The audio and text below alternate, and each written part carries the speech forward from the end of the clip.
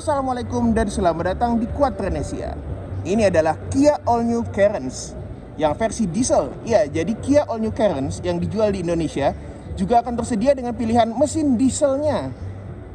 Berbeda daripada si mesin bensin 1400cc turbo, dia juga menggunakan mesin turbo diesel, tapi tentunya 1500cc turbo dengan disalurkan ke transmisi 6-speed automatic ke dua roda depan. Ya, mobil ini sendiri menggunakan mesin yang sama seperti yang ada di Seltos diesel. Dan mobil ini sendiri diluncurkan di momentum yang tepat sekali karena saat ini Indonesia sudah mengadopsi standar BBM Euro 4 yang artinya bensin dan solar berkualitas akan segera tersebar di seluruh Indonesia sehingga mobil ini sendiri bisa sesuai lah BBM dengan kondisi di Indonesia saat ini. Untuk bentuk depan sendiri memang hampir tidak ada perbedaan daripada si versi bensin. Kita bisa lihat dari LED-nya, juga kemudian ada lampu LED multi reflektor dan juga fog lamp-nya yang sudah LED. Dia juga dilengkapi dengan 4 titik sensor di depan dan juga kita bisa lihat aksen chrome-nya dengan motif diamond di sini. Ini meningkatkan kemewahan sekali. Grillnya juga dengan motif diamond seperti ini dan logo Kia baru yang estetik. Nah, kalau biasanya kita mendengar nama Carens itu selalu identik dengan yang namanya MPV gitu ya. Tapi kali ini Carens telah menjelma menjadi sebuah bentuk SUV crossover dengan, kalau kita bisa lihat ada over fender seperti ini yang bikin dia jadi kelihatan tangguh dan kekar. Bannya sendiri menggunakan ban India ya, MRF Wanderer dengan ukuran 205/65R16. Peleknya sendiri 16 inci. Dan rem cakramnya ada di keempat roda.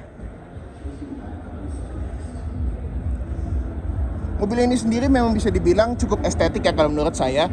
Memang kalau urusan desain itu selalu subjektif. Tapi saya bisa melihat mobil ini punya desain yang cukup cantik.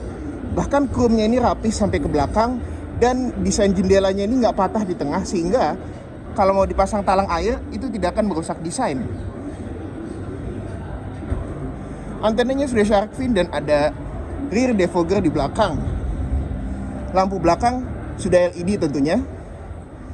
Dan di belakang kita tetap dapat aksen chrome dengan motif diamond ini bagus sekali. Ada 4 titik sensor yang flash ke desain bumper juga, ini bagus sekali. Dan lampu LED-nya ini estetik sekali, dilengkapi dengan logo Kia baru yang estetik. Akses kilas ada di pintu depan untuk baris di sebelah kirinya dan di sebelah kanannya. Dan interiornya tak kalah estetik, tapi kita lihat dulu sennya.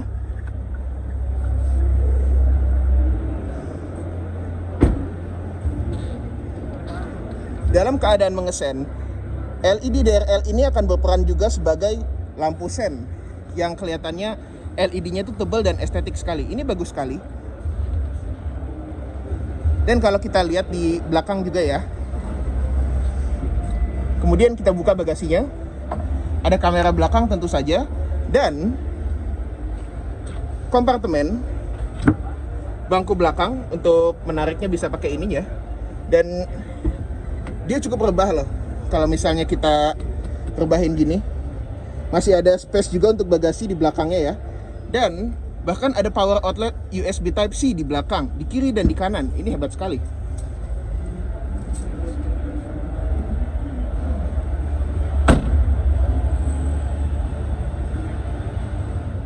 Kemudian kita langsung masuk ke interior daripada Kia All New Carens diesel. Ya, kita bisa lihat door trimnya dilengkapi dengan aksen putih yang bikin dia kelihatan cerah dan mewah. Ya, memang zaman sekarang udah jarang sekali mobil kasih aksen ivory seperti ini. Biasanya full hitam semua dan itu membosankan.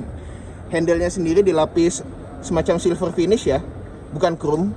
Dan silver finish di sini itu nyambung ke desain dashboard yang mana sangat estetik sekali. Kita juga bisa lihat untuk auto window-nya itu cuma ada di driver aja. Tapi memang nggak masalah karena memang di kelasnya juga belum ada yang full auto up and down power window. Pengatur spion, cermin juga. Dan ini material kulit sintetis dengan jahitan aslinya ini lumayan loh. Di bawah sini ada cup holder dan bottle holder. Dan untuk speakernya sudah menggunakan Bose. Ya, speaker bermerek Bose. Bahkan Hyundai Palisade pun speakernya tidak pakai Bose. Joknya sendiri masih manual. Dia pakai semacam kulit sintetis yang cukup halus. Ada start stop engine dan stability control. Di sini ada tempat koin. Lalu juga kemudian pengatur ventilasi yang cukup padat begitu dipegang. Jadi ini kualitasnya cukup bagus ya. Kita langsung masuk aja. Oke, sekarang kita sudah berada di interior Kia All New Carens. Seperti bisa kita lihat, setirnya sama seperti yang ada di Sonet dan Seltos, dengan setir dengan logo Kia baru. Dia nggak ada pedal shift, tapi sudah ada cruise control, audio control.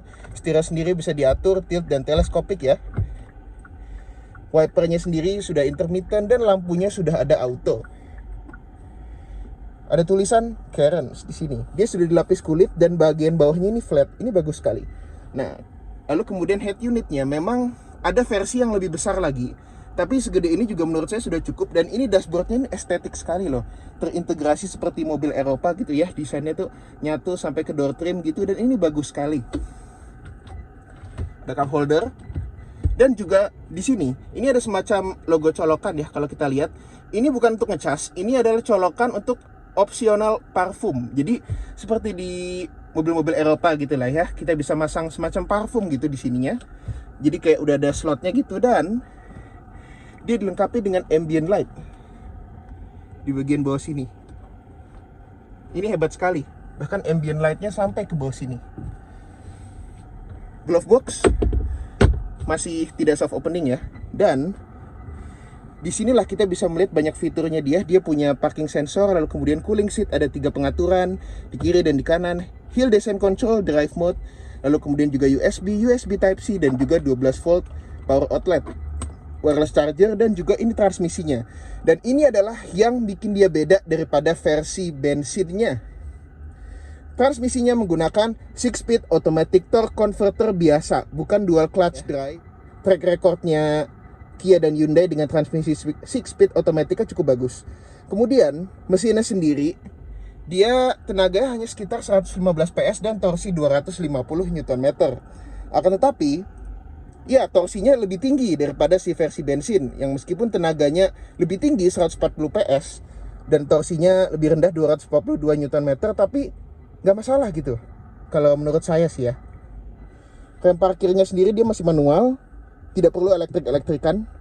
Dan juga di sini untuk cup holdernya ada semacam tuas ventilasi di sini. Jadi Anda bisa mendinginkan minuman Anda. Ini bagus. Kemudian konsol di sini kita ada 2 level ya, yang paling dalam dan yang cetek. Kita bisa naruh barang-barang seperti gundu dan permen di sini dan juga barang-barang yang sulit seperti casan di situ. Dan ya bagian cetek ini bisa kita copot.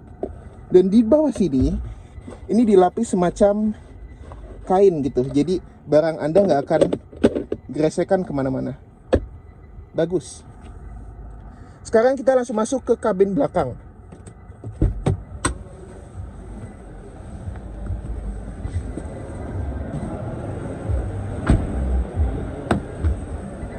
Sekarang kita berada di baris kedua daripada si Kia Carens diesel tentunya. Betul-betul hampir tidak ada bedanya untuk fitur dengan yang versi bensin, meskipun fitur ini belum fix, bisa bertambah bisa berkurang. Dari yang saya dengar katanya bakal ada air purifier juga yang ditempel OEM di sini sama Kia. Lalu kemudian ini pertama kali di kelasnya dia punya grey seperti yang ada di sedan mewah, integrated ke door trimmer dan ini bagus sekali. Cuma di sini nggak dapat ambient light ya. Speaker tetap Bose sampai ke belakang, cup holder dan juga di sini masih dikasih material kulit sintetis ivory. Kita langsung masuk saja ke dalam ya. Jok belakang bisa di recline supaya bisa lebih luas. Seat back pocketnya cukup rapi. Ada pengaturan ventilasi sampai 4 level untuk AC belakang. Ya, AC belakang ada di sini dan dia punya sunroof. Ini adalah salah satu ikon kemewahan yang cukup penting ya untuk sebuah mobil, apalagi mobil ini harganya di bawah 400 juta, bisa muat 3 baris, jadinya ada sunroof itu juga jadi nilai jual plus banget. Lampu kabin sendiri dia memang juga sudah LED sampai ke belakang. Tempat kacamata dilapis macam busa gitu ya, biar gak berecetan kemana-mana. Sun visor di depan cuma ada kaca, dan untuk yang driver cuma ada tempat amplop. Hand gripnya sendiri dia model retract sampai ke belakang, dan untuk baris ketiga tidak ada hand grip. Airbagnya ada 6 tentu saja, dan seatbelt depan bisa diatur tinggi rendahnya. Nah, di sini kita juga tetap dapat 2 slot USB Type-C untuk ngecas, dan di sini ada semacam power outlet gitu ya. Yang modelnya itu kayak model dicolokkan di India sebetulnya, memang belum disesuaikan, tapi misalnya itu bisa dipasang adaptor. Ini bisa juga buat mungkin masak nasi gitu mungkin ya. Dan di sini juga ada semacam coakan untuk meletakkan HP Anda. Untuk masuk ke baris ketiga cukup mudah, cuma aksesnya hanya ada di bangku yang sebelah kiri. Di sebelah kanan tidak ada. Caranya adalah tekan tombol ini untuk one touch tumble. Dengan mudah sekali kita bisa duduk di belakang. Seperti yang sudah dibilang sebelumnya, jok belakang ini bisa cukup rebah ya, dan saya akan coba duduk.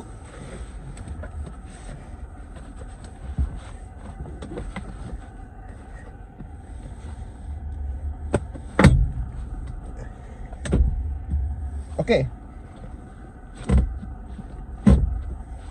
Apabila jok di bagian depan ini agak dimajukan dan juga agak ditegakkan sedikit, legroomnya masih mumpuni lah ya buat saya yang ukurannya tingginya 180 cm ini. Masih ada legroom. Ini cukup ergonomis juga, dan juga headrestnya kan bisa diatur, sehingga ini duduk di sini cukup nyaman sebetulnya. Dan ini adalah layout daripada dashboardnya, estetik sekali ya. Mobil ini diperkirakan dengan konfigurasi 3 baris dieselmatic akan bersaing melawan the one and only sang legenda Kijang Innova Dieselmatic.